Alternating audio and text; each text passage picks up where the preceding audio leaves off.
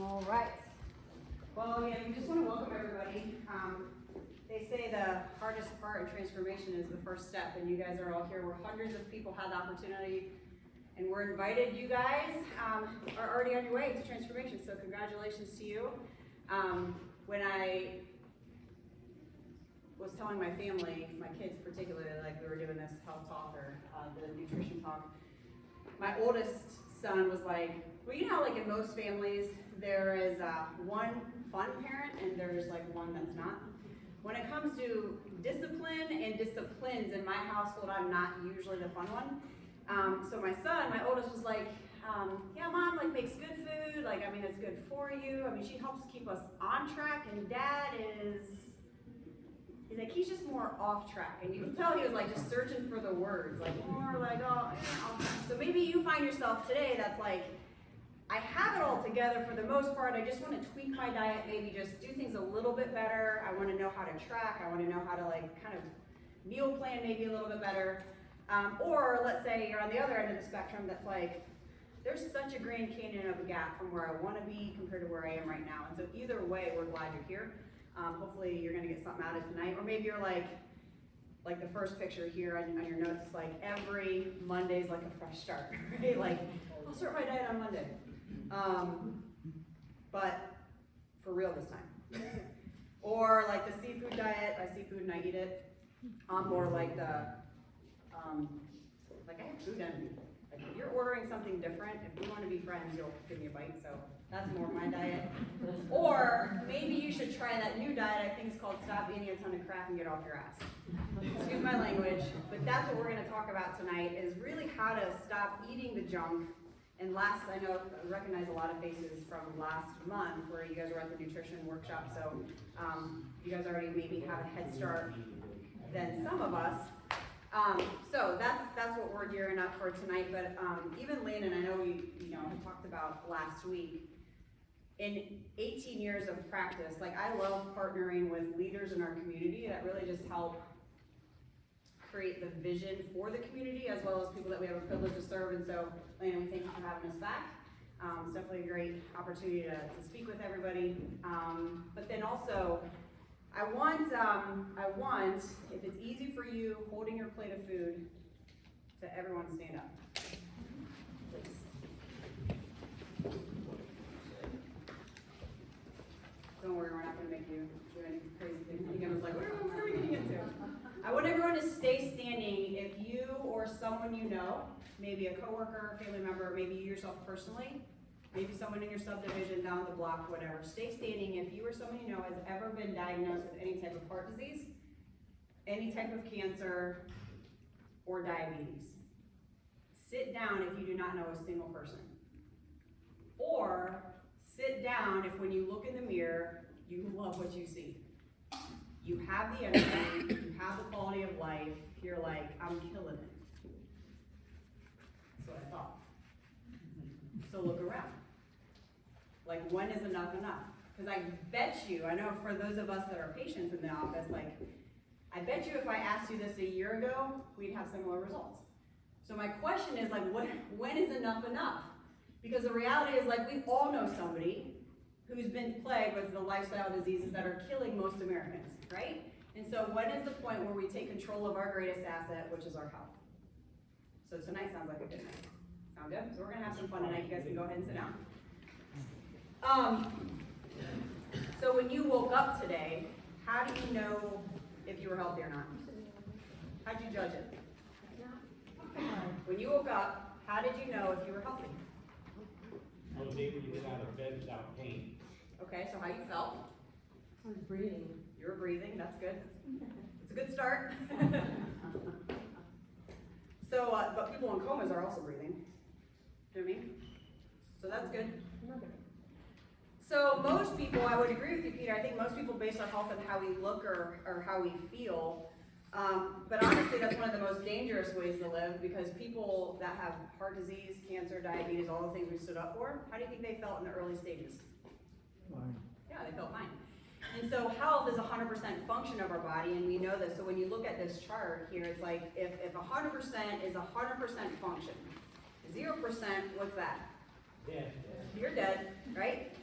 so it's all about function. So as much as, and sometimes we get a little distracted, for those of us maybe that are into exercise, that really have their maybe health and fitness routine in that area of their life.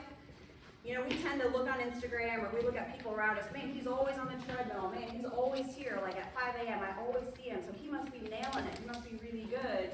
It's very easy to get caught up in basing our health on how we look or how we feel, but the sad reality is the top killers in our country is like you don't feel it until it's too late. In fact, you have to lose a big portion of your function in that organ, muscle, joint. By the time you blow out a disc trying to deadlift, you've already lost 40% function in that area of the body before you even start to feel it. So if I were to ask for an honest raise of hands, do we even look good all the time? Are we satisfied with that? Or do we feel great every day? Like even by our own standards, we fail, right? Let alone the standards in which we're supposed to, you know, base it off of. So if your immune system is functioning at 100%, you're not developing cancer, you don't get cancer. Does that make sense? If your immune system is functioning, yeah, 100%. If your heart is functioning at 100%, you're not developing heart attacks, you're not going to get the heart attack. So it's all about function. So you lose function based on lifestyle choices. It ends up in the largest, you know, cause of death in our country, which is heart disease and cancer. And so here it is, the number one key to optimize your health in the rest of your year. Listen, we're already on, like we're in May already. So this year is almost half over. And so the rest of the year, now is like a turning point. Like I'm either gonna gain my health back and really take control of this, or I'm gonna continue living that pattern, making poor choices that I know that I should probably change, but I'm just too lazy to do it. And so really we wanna change that. So function, if we know that function is essential, especially my patients better not miss this one. What controls the function? your nerve system. And so we know this. So we know it doesn't take a genius to figure out, Bonnie, if I cut off the head, the body will die. Why? Because of the brain has to communicate that life and healing.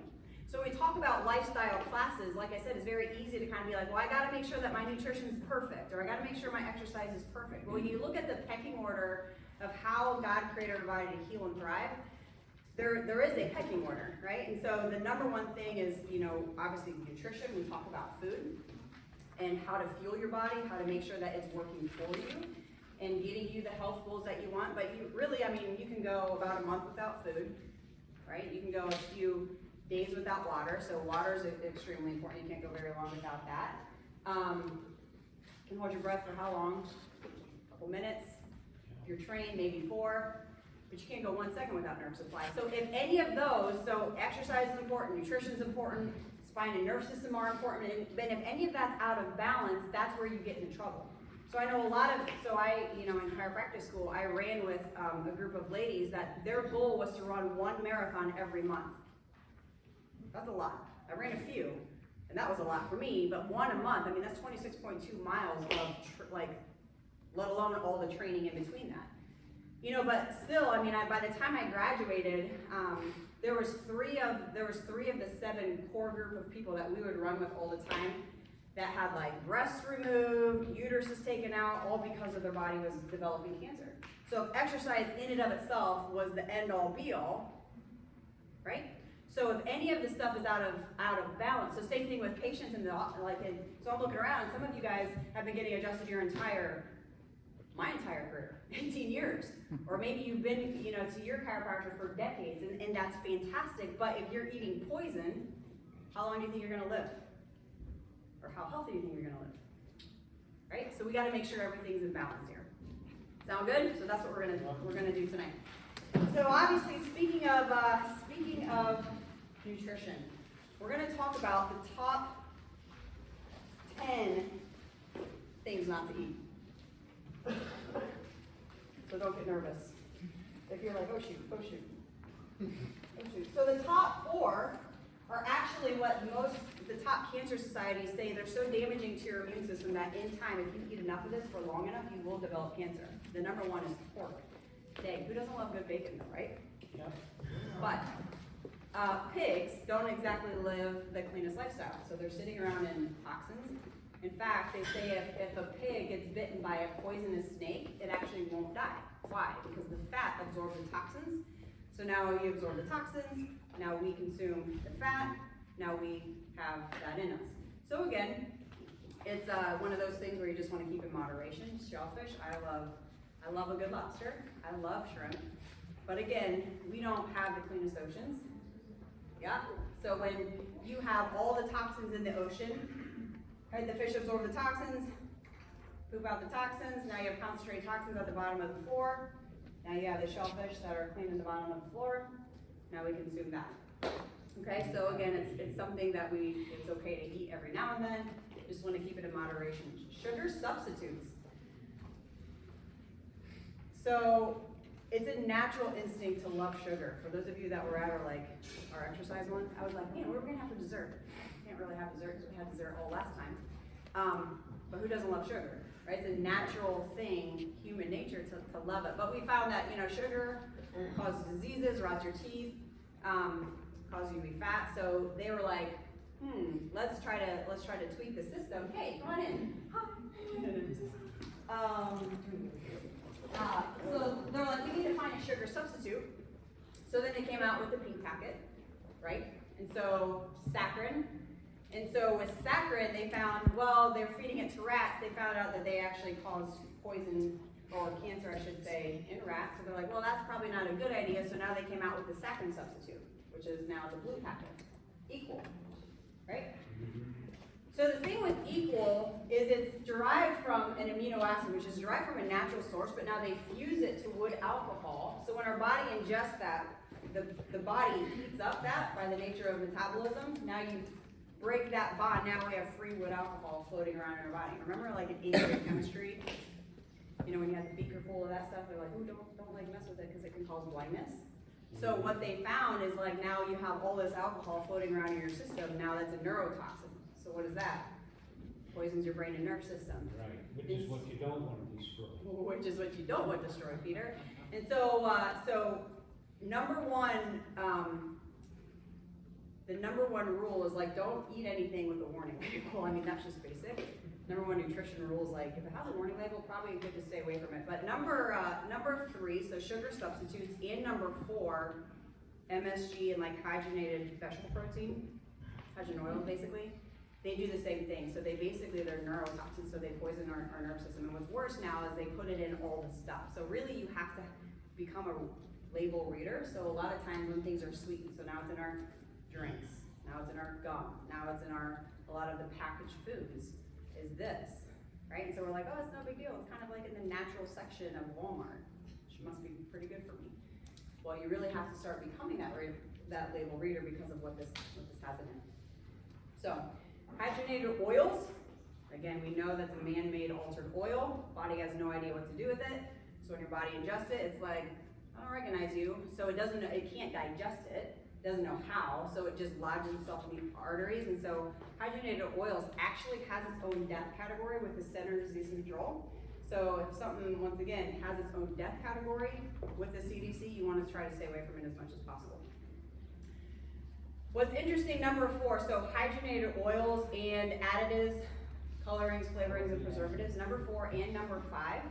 If you go over to like other countries like Europe, Hungary, you know how they just like eat a lot? Like a lot of their cultures revolves around like the table. That's why they can eat a ton, but it doesn't have all this crap in it. In fact, it's illegal in other countries, hydrogenated oils, right? And that's why they live longer and they look a lot better than we do. So you have all of that. Number 5, obviously it's put in the foods to preserve the shelf life. Again, body it's clueless, so it doesn't know what to do with it. So, so it sits in your system, makes the food that had it in it undigestible, clogs the gut, basically robs your body of energy, and causes you to be fat. So a lot of like children too, because now a lot of the food that targets like towards like the younger generation, or like it's easy to feed our family just like crap basically, and what they feed our kids in our school system, junk, has this stuff in it. And what they found is like a lot of things, because it's so toxic to the nerve system, that's why like a lot of like ADHD type tendencies or like learning disorders, a lot of allergies, because it's so poisoning, that's what they're finding is like you know, you really need to get rid of these food items, or I should say chemicals in our food items that we're giving our kids because of how damaging it is to their nerve system. And obviously we know that's, you know, extremely important. Any questions so far? Who is number 707795? 707795. Hi Sheila, come on in. Come on, 707795. We'll just. It's probably Peter. Is it you, Peter? I'm 9-0 now. Okay. 707774.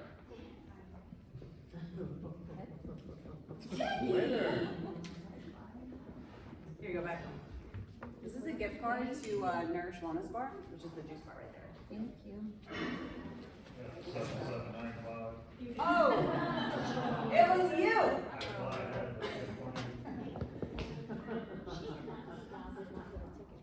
The one did, yeah. Yeah, I got her one. Yes. Let me get one The more. brain and the nervous system, that's like the wire that communicates. Is there any way we can convert our body to wireless? We wish. I don't know if I even want to do that.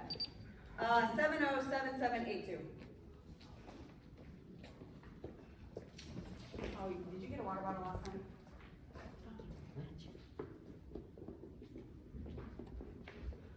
Sorry. Yeah, you're welcome. All right, moving on. Yes, What about olive oil? we're getting there. Good for you. Use it. Number 7, regular use of animal products. So one of the things that we're going to be talking about is we're not opposed to animal products. It's a big part of your diet. But the problem becomes when it's commercialized animal products. So the fat that's in like if you go in your back 40 and you go hunt a deer, the fat in that is anti-inflammatory. As opposed to you take animal products that are commercially raised, the fat actually becomes rancid in that.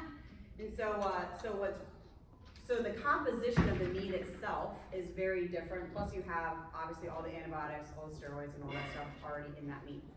Then man's thinking is like, well, let's take it to the next step. And so now we have like animal product food. So that's when you have like cheese flavored crackers, or right, you have cheese flavored something, or you have like, instead of ham, now you have like bacon where they have to add sulfites and nitrites and you have all this stuff put in there. And so it just becomes ultimately the further away from the way God created it, the worse it is. So I'm not opposed to animal products, but when it's like you have like bacon bits that are like those crunchy little, I used to love those as a kid. My mom rarely bought them, but I'm like, yes, we're having bacon potatoes, right? So it's like that's not even bacon. What is that? Because you use a lot of like animal parts in that processing, so you just have to really be careful how much you eat of them, or that you eat them in general. Number 8 is dairy. So again, when you take a cow, so a dairy is a very unique food by man. We call it food by man because we're like, obviously humans are the only adults that still drink milk. When you look at, let alone cow's milk. So I don't know like who, at what point, kind of looked under a cow was like, that looks good. I don't know. It's just gross to me. But when you look at a cow, that's like, how big does a calf get in 2 years? So it comes out like 70 pounds, right? You guys have cows? Yeah. In 2 years, now it's like a couple 100 pounds. So the protein in that milk is extremely big to make a calf a cow in a couple years. So now what we do is now we're feeding that to our babies, or now we're taking it. The protein is way too big for us to be able to even absorb and digest it, okay?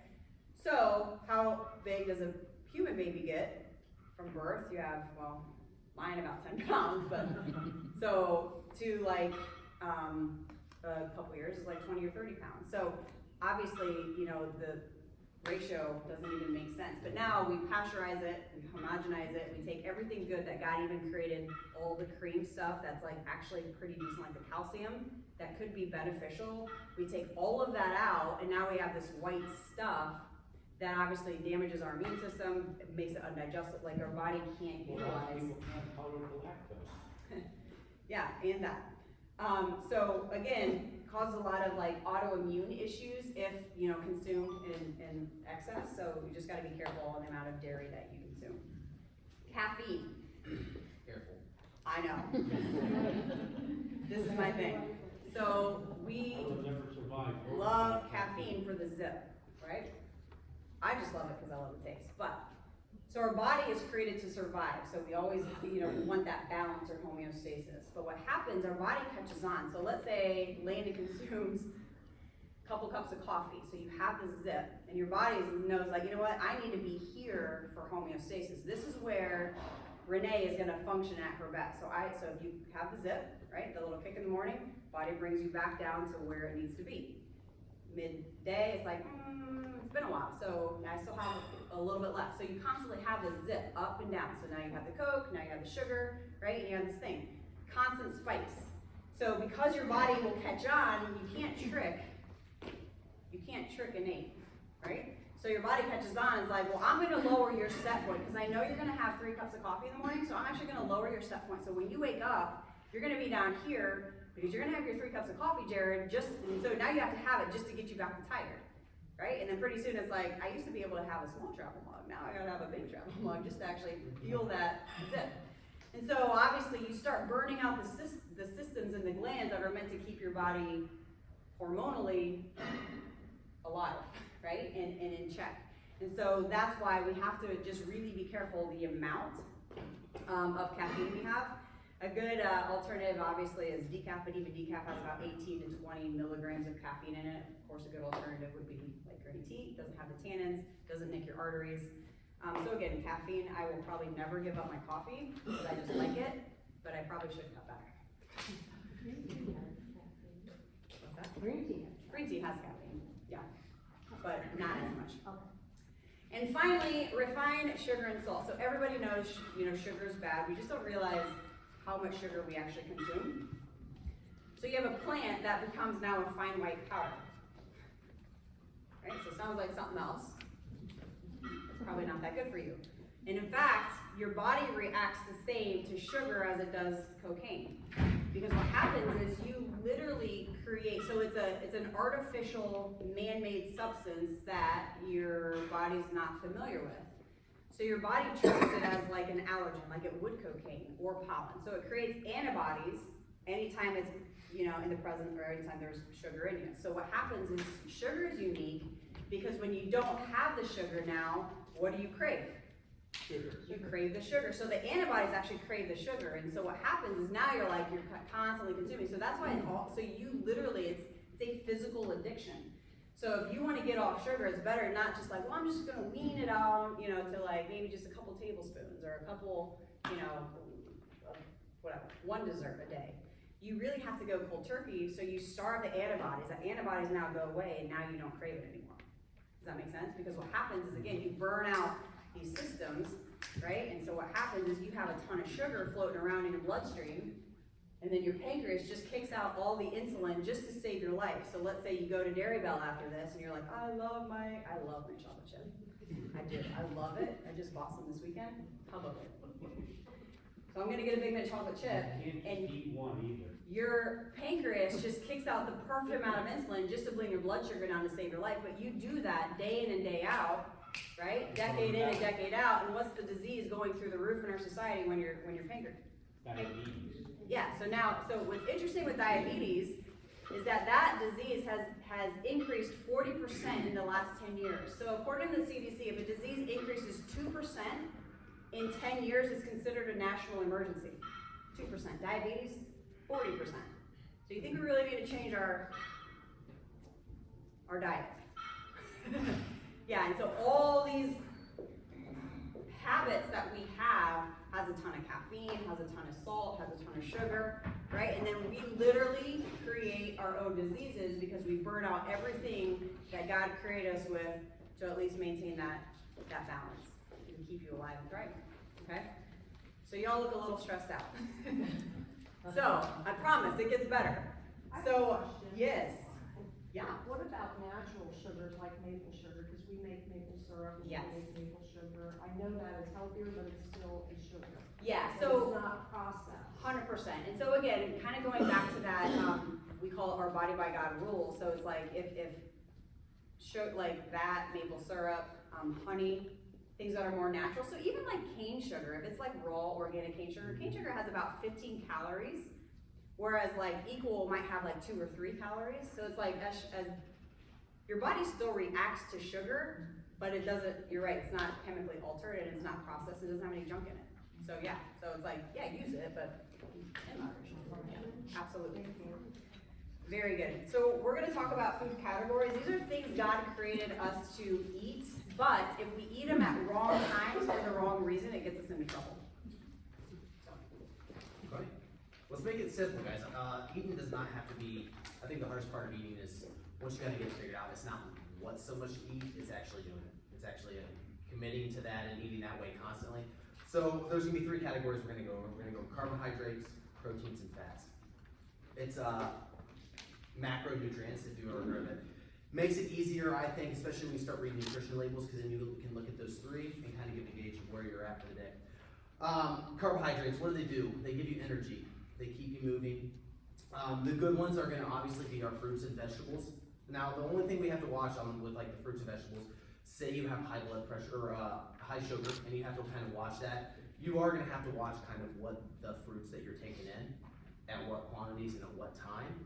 But vegetables, pretty much all vegetables are free game. They're lower in carbs, and the effects on your blood sugar is just gonna be a lot less than fruits. The next would be like our starchy vegetables. These would be like your sweet potatoes, your regular potatoes, your yams. Still up there in the carb category, but like Megan's saying, it's coming from the earth, so you're a lot better off there. We got to beans, nuts, and seeds. These are going to fall into several different categories, beans, nuts, and seeds, because they do have proteins and fats, but all in those. So you'll still need to watch when we do those. And then whole grains. You have to watch with these whole grains because you'll see a label that says whole grains on the thing, and then you flip it over and you see the nutrition label, and it's this long. And there's a ton of different things on it. That's one of the most basic ways to look at something and think, is it good or bad for me? Is look at the nutrition label. It's longer, there's a lot more ingredients in it, it's probably worse for you.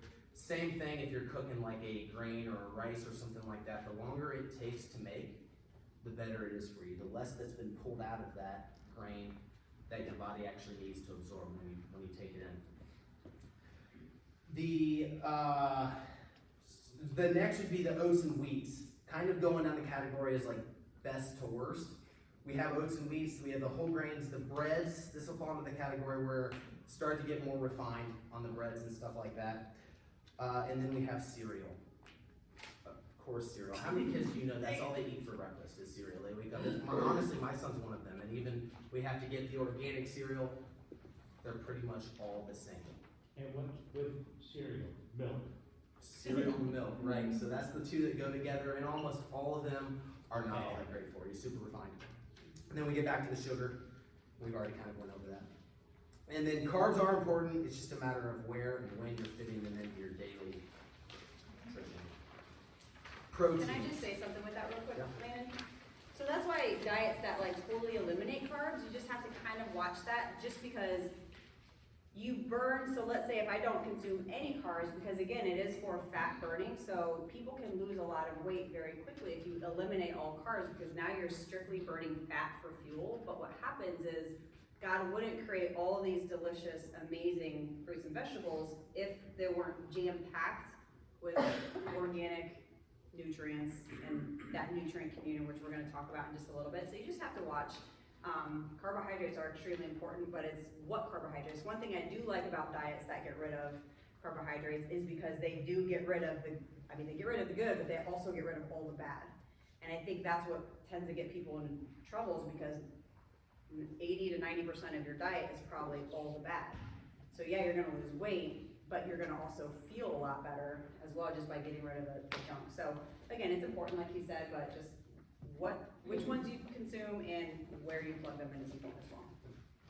Protein. I feel that protein is one of the most important things that you can start watching, and we'll talk about the tracking down the road. But the proteins, we have animal proteins, we have proteins from nuts, seeds, beans, all those.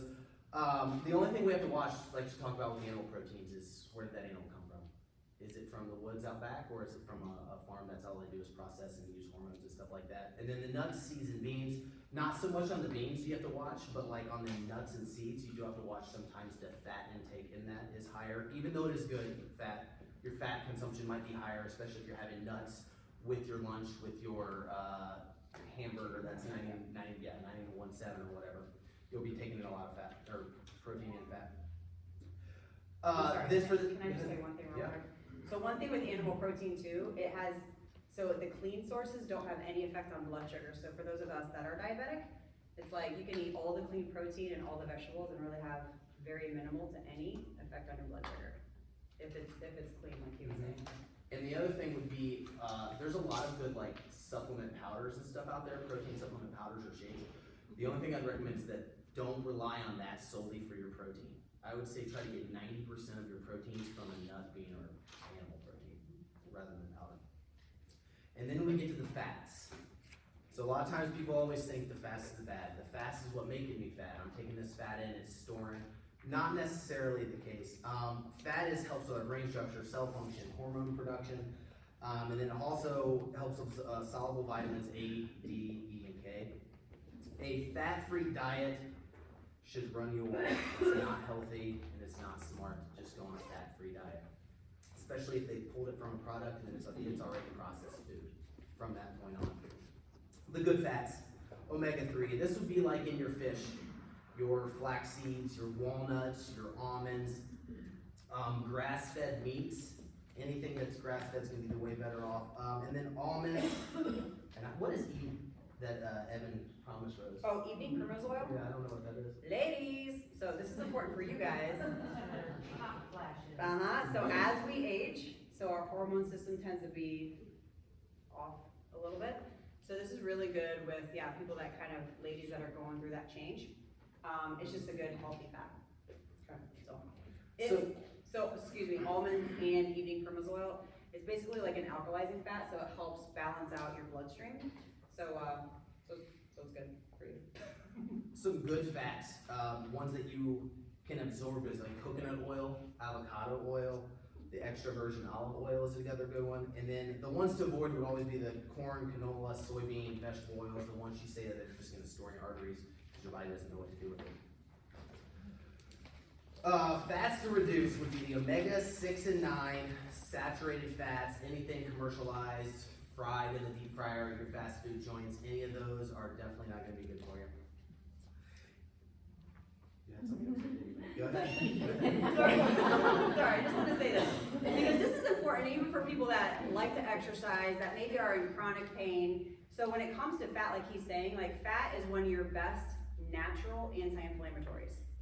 So a lot of like chronic aches and pains, like headaches, fibromyalgia type symptoms, arthritis, every disease has an inflammatory component. And we already talked about like how just our natural, like the top 10 foods just cause massive inflammation in our body.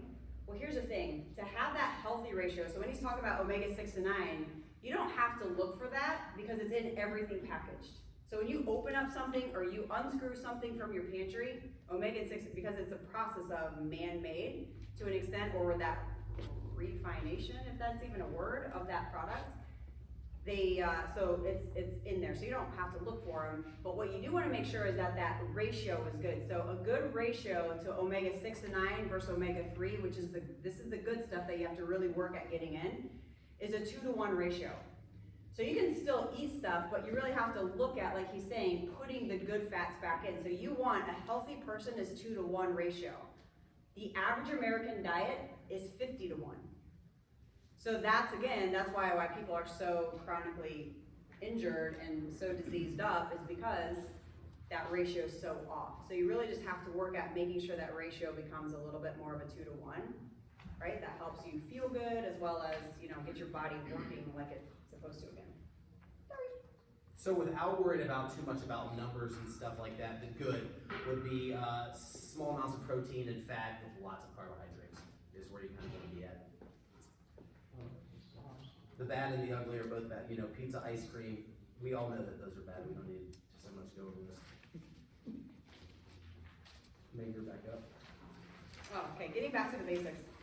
So again, the goal of this, you know, we've all heard of like acidic versus basic foods. But the whole goal is to feed your body more flourishing foods that allows your body to perform better. So even a lot of healthy things, like he's talking about, like healthy proteins are just very acidic. So things like chicken, eggs, whatever. Well, let's read it. Dairy, beef, eggs, chicken, white flour, all that stuff. Again, causes a lot of heart disease, arthritis, inflammation. So the idea is you want to make sure that, especially as the day goes on, so I would say from like late morning through the rest of the day, you really want to start adding more basic type foods. So that is almonds, walnuts, again, a lot of things with like the omega-3s, as well as any green leafies, as many vegetables as you can fit in. That's what you want to help, again, basically balance that out a little bit.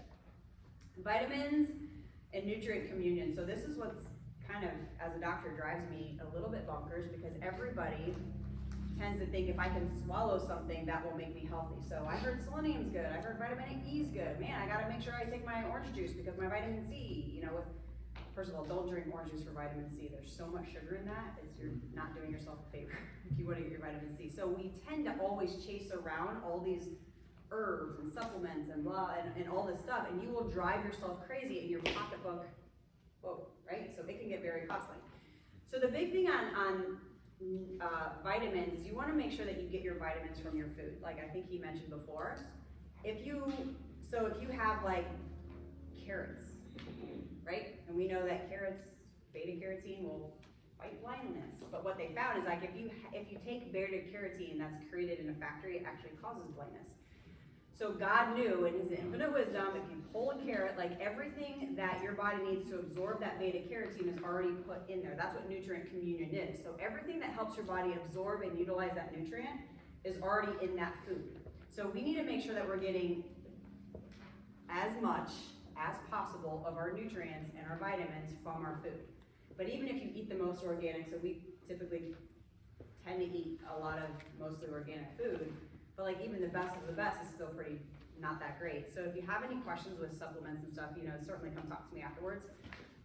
But do not chase it because that will drive you crazy. And eventually what happens is a lot of the supplements, even on the market now, are so packed full of like additives and just to make the supplement itself, that in and of itself over time becomes very toxic. So I'd rather you just not take anything, save your money, because you're just peeing out junk that's not even making a difference long term anyway. So food doesn't heal, God does. So if I come up to an accident and I see a guy, God forbid, hanging on to life by a thread, I will not shove organic carrots in his mouth just because I'm thinking food will heal. So food is important, but I think the whole point that we're trying to get across tonight is like food is just giving your body the building blocks, right, that your body needs, how God created already to heal you. Food doesn't heal. Like the carrots won't heal that guy. He needs life healing him from his brain down his spinal cord to every cell that gives him life or not. Does that make sense? So if you have that functioning, and now it's kind of like that's the foundation, and now every step that, you know, every like thing that you put in your mouth or everything that you drink just allows your body to utilize all the raw nutrients that whether good or bad, your body knows how to take a peanut butter and jelly sandwich or a grass-fed steak and turn it into living tissue. Pretty amazing how God creates that, right? It'll literally break it down to the subatomic particle. So if you have a cut on your arm, you know, it'll knit that skin back together. If you need immune system peptides, if it needs new heart lining, it'll take whatever junk you give it, or the best of the best, and it'll create living tissue from it. That's how intelligent God creates us. But again, if we can eliminate a lot of that, you know, stuff, it just removes that interference so your body can do its job the way he created it. Does that make sense? Yes. Good. Thanks, Peter. So how do we implement this? You wake up in the morning. We talked about carbohydrates being your energy. So carbs would be great to take in the morning. Little protein, little fat. You really don't need to be fueling then, and you don't need to have much fat for the energy. Noon rolls around, you have less day left. You need less carbohydrates, so you're moderate to low on the carbohydrates, moderate amount of protein, and then low to moderate still with the fat. And then evening, you're going to bed. You need no more energy. You're about to go to sleep. So little to no carbohydrates, moderate to high amounts of protein. That way you're recovering throughout the night with the proteins. And then, what did it say? Oh, as much protein and vegetables and not gain weight. So you can eat as much protein and vegetables as you like and not gain weight. But then just have to watch fat and stuff like that. Yeah. Not edible vegetables? Yeah. So even if you, let's say you like, man, I just love my cheesecake or whatever. So like if you have that one thing that's like, I'm never gonna get rid of this. You just have to make sure you eat at the right time of day. So if you change, let's say, nothing about your grocery list except maybe getting, like, stop buying poison, which would be a good idea. Maybe just like change the time of day that you're eating it. So I would say it's less maybe what you eat, but when you eat it, if you want to make those changes for your physique. That's like, I just noticed if I just made that simple tweak that, it might sound weird eating cheesecake in the morning, but obviously we have a ton of carbohydrates, your body has time to burn that off. Correct. It's funny you talk about cheesecake and I just bought one. Is it your thing? Is it your thing? Don't eat it tonight, eat it tonight. Exactly, breakfast tomorrow. We'll be over.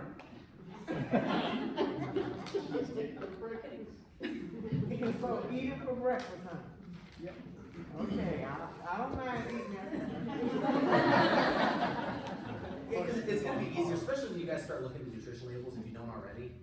That simply by itself is going to start telling you. So if you wake up in the morning and you're getting your stuff out, start taking a look at that stuff. See, am I eating a lot of fat in the morning, or I'm eating too many carbohydrates at dinner time, or whatever it may be, and adjusting things.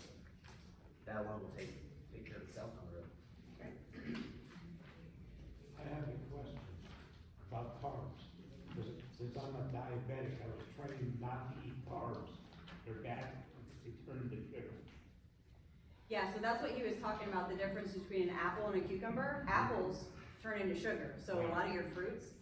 And I don't know, like this might be a little advanced, but if you look at like the glycemic index, like you can go on Google and print out your glycemic index of like the fruits and stuff. So you just pick a low glycemic fruit if you love fruit. But you can really, Peter, eat all the vegetables you want. And like he was saying, it has very little effect on your blood sugar. Who can eat vegetables? They're disgusting tasting. That's when you do this and you shove it in. That's just my kids. I like to buy a vegetable by eating the rat that eats vegetables. As long as it's organic, go for it. Okay. One thing, I'm not going to go over macros a whole lot, but if you guys look at the, oh no, you're up.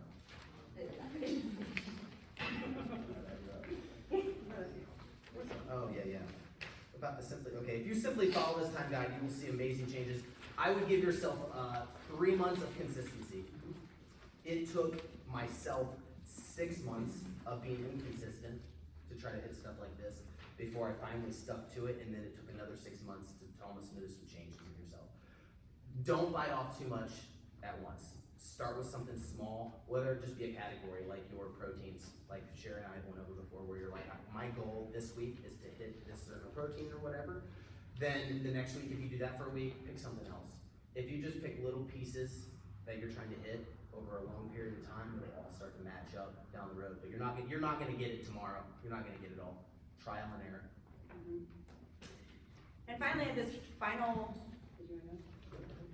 the final takeaway on the back page. I mean, you guys can read that. Basically, start adding the good stuff, take away the bad stuff, like he's saying, over time. Just follow his time guide. But the final takeaway, so let's kind of take this into practicality. So I know even talking with some of you guys, like your lifestyle. So let's say you are on the road a lot, or you travel, or you work, and it's very difficult to kind of put it all in there. Or let's say you are cooking for a family, or you are trying to figure out how to please everybody in your family to actually get to eat what you make.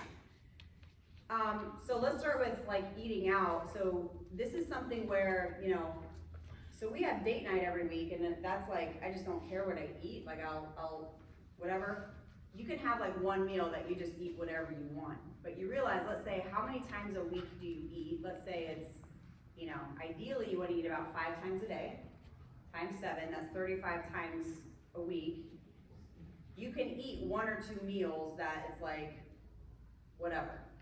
But 1 or 2 meals doesn't turn into the entire day, because pretty soon that's like 3 meals. And then it's like, okay, so Saturday, screw it, we'll just start Monday, right? And so pretty soon it's like, right? So, so if you eat out a lot, you know, choose choose clean protein. So a lot of times they just add a ton of butter, oil, all this stuff that's like makes the protein really juicy, which is good. But you can just ask for, hey, I don't want any like butter, no oil on my chicken, and they'll do that. If you eat you can order obviously your vegetables. You can get the right salad dressing, do oil and vinegar, helps your body absorb the protein because it's a healthy fat. Ask for no butter, no sauces on the stuff, and so you can really eat make good choices when you eat out. If there's bread, I can go without bread all day long, but the chips and salsa get me every time. So if you go to a restaurant, that's just like an automatic thing to say, hey, hold the bread, or limit to 1 or whatever. But try to eat again several times a day, at least 5. So you eat the breakfast, lunch, dinner, and then you add some snacks in the middle of that. When you think about metabolism, though, it's kind of like you have like a furnace. And the more logs you throw on that fire, the hotter and bigger it gets, right? And so if you, let's say, stoke your fire one time a day, it's like coals in a couple hours. But if you constantly throw fire or the logs on there, that's how your body reacts when it comes to a meal. So you constantly have to be fueling that so it becomes more efficient at burning. Does that make sense? So for some people that are like, well, I'm so busy, I don't have time. Well, then food's portable, right? So you can take food with you. And so there's not my kids know where my snack drawer is, my mini fridge is packed at the office, so I'm very busy, but we make time to make it work. Take the recommended supplements, don't chase them. Again, if you have questions about that, you can see me afterwards. Become a label reader like we talked about. So there's always hidden sugars, hidden fats, like I said, in that. So you really, the first couple times you go to the grocery store, you're take an hour. Do whatever you need to do. Be that person that reads it, and then you'll find what you really like, and then it's just kind of automatic, where you're I know I can put this with this and this, and it just becomes very easy to plan ahead. And then number 15, this is one thing that really helped change our nutrition game in our family. So always plan to be hungry. So plan a strategy for success. So I'm always hungry. I'm always hungry. So if I know that I'm going on a trip, or I'm going whatever, I'm going to be at the office, or I have errands that it's going to take me 3 or 4 hours, so plan on, you're going to get hungry in that time frame. So what's your escape? Is it the drive-thru at McDonald's? Is it just I'm too tired to cook when I get home? Or we need to make sure that, for me, it was a game changer was I'm going to sit down on the weekend and it's what does my family like to eat? I know for us, my husband's a hunter, we have chicken, so we always have our protein already in our fridge for the most part. I mean, there's some things that we'll just go to the butcher shop to get, but it's hey, these are the foods that we all love. So I have 4 kids. Not everybody loves everything that I make, but I'm well, Gavin really likes this. So Gavin loves tacos, right? And Tegan loves anything. Malia, she hates meat, but she loves vegetables. So it's kind of how do I as a mom, or if you are maybe you're cooking for yourself, it's how do I strategize my meals throughout the week so I can formulate my game plan using what I love and what my family loves to actually put these meals together. So that way, when you're making your list, right, for the grocery store, I know exactly what I'm getting. So if I just go roaming through the grocery store, I'm always hungry. I'm usually tired. It's after the gym on Saturday, so it's I'm just starving, right? So it's your plan goes out the window. So it's really kind of strategizing that. Then when you come home, plan a time where like, you know, I know sometimes like you'll see like people, here's my meal prep. They almost like make it an event, but there's really something powerful in that when it's like, so if you, at any given day, there's always cooked protein in my fridge. There's always sweet potatoes, there's chicken and turkey or venison, whatever we want that week. And so there's always cut up vegetables. So my kids pack their own lunches. So they know by now they need a main thing. They can have one of our healthy organic desserts that you probably don't like whatever, get an energy bar or get a like organic little paleo cookie, or and you need a vegetable, right? And so as much as you want, but you have to have those things. So if your family, let's say your spouse is like, I will never eat that, guess what? They'll eat it if that's all you have. They cannot eat what you don't buy, right? So it's like, well, these are only for special occasions. Well, guess what? That special occasion, like if I buy like real Oreos, it's gone by Sunday, and I do my grocery shopping on Saturday. So I'm like, you got the real stuff. I had a weak moment, okay? So it's okay to have those treats, but again, if you go with a plan, you go with a strategy, and so that way, you know, for those of you guys too that that work and have very busy lives, you know, I'm thinking too with you, it's like so what I do is I go to like GFS, and I get those like big old mountains of like containers, right? You just have those, and you just like take 3 of them to the office with me every day. So that 5 minutes the night before where you're just like weighing things out and scaling it out, it's like that is gonna save your entire next day. So that way when you get up, you're like, I know what my breakfast is, I know what my snack is, I know what my lunch is, and it doesn't vary that often. But it's like bam, bam, bam. Then on the weekend, you know, on Saturday night, if you wanna eat whatever you want, fantastic. Eat without that guilt, because you know that on Sunday morning, it's like you're back on track. So that helped me in our family when it comes to like, my kids know that's like, don't even ask. We're not having Oreos. We just had them last week. Right? So. Yeah, and I think there's like nothing more boring than a grilled chicken by itself. I found that was like, you just got tired of eating like just plain old protein. Like even getting a barbecue sauce or something that's not maybe higher in fat. Yeah, are you taking in some of those sugars that she talks about? Yeah, but you're doing something better off by eating the chicken, and then maybe down the road you'll use less of it or whatever it may be. But at least makes it bearable and not so boring every day. We gotta get some stuff away, man. Oh, my bad. 707783. 707783. It's dinner. What's that shirt you wearing? Do you have one of these? 707781. Oh, James. 707792.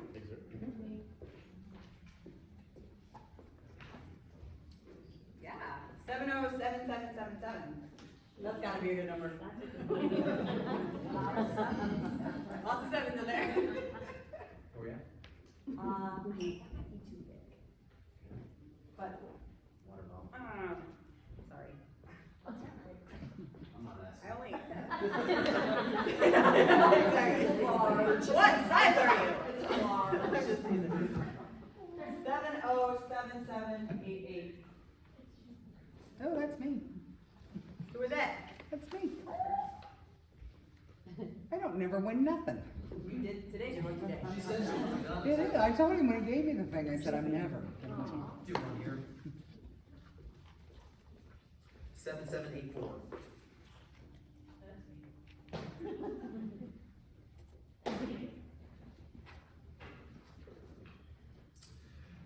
Seven seven nine zero.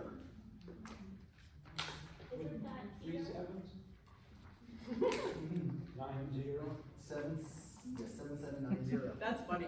Yay, Peter! Peter! You said you never win anything. You won these 2 times in a row. I know. Thank you. Uh-huh. You know, Sure. We're wrapping up. 7786. 7796. 96.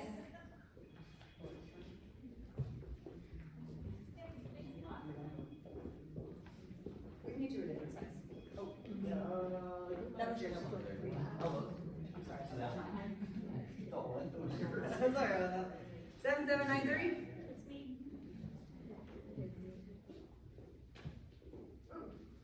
Scared me.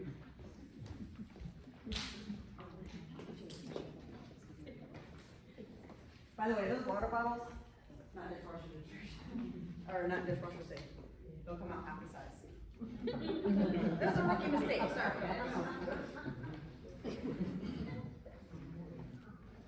They'll be lopsided, but they'll stand up, actually. They do. They're like You this. go over that macronutrients at the bottom where it shows percentages. You're missing a beverage, I don't see beer on here. If anybody's heard of tracking macros or are interested in doing that, come up to one of us afterwards and talk a little bit on that. I don't want to get too in depth because that could be something we can learn next one. We all honest? Any questions? So in closing, at the very end, the food bike out list. So here's what you make your meals out of. So you're like, okay, so I'm trying to put all this stuff together. What do I buy? What's a good carbohydrate? Here's your list. So all your good sweeteners, the honey, the syrup, all that stuff is on there, which is good. Foods to avoid at the very bottom. So kind of use this as your guide. Listen, I am not a chef. You are though. I like to eat and I know what I like to make for my family.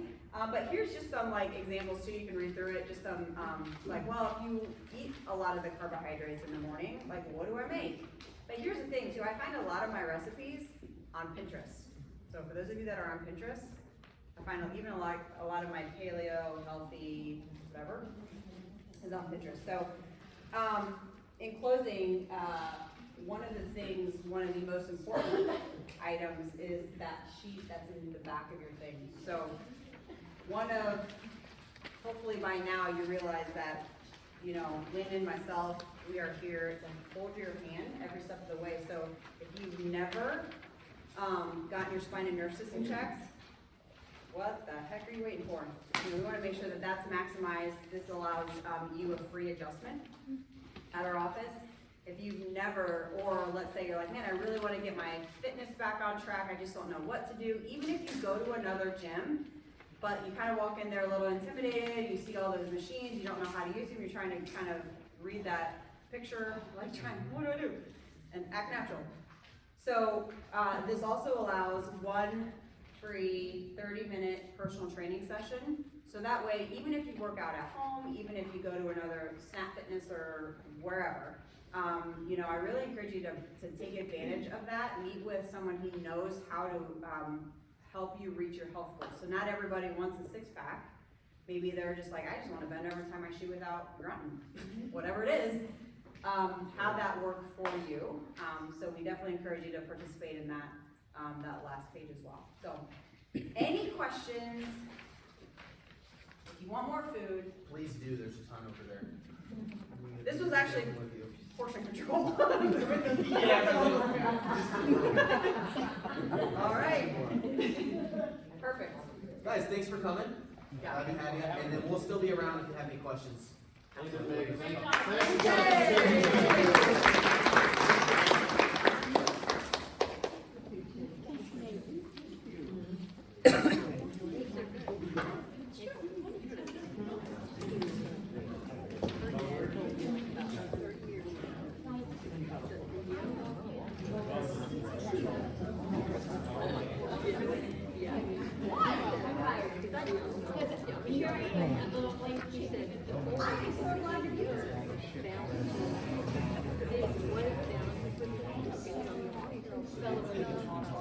I know. Well,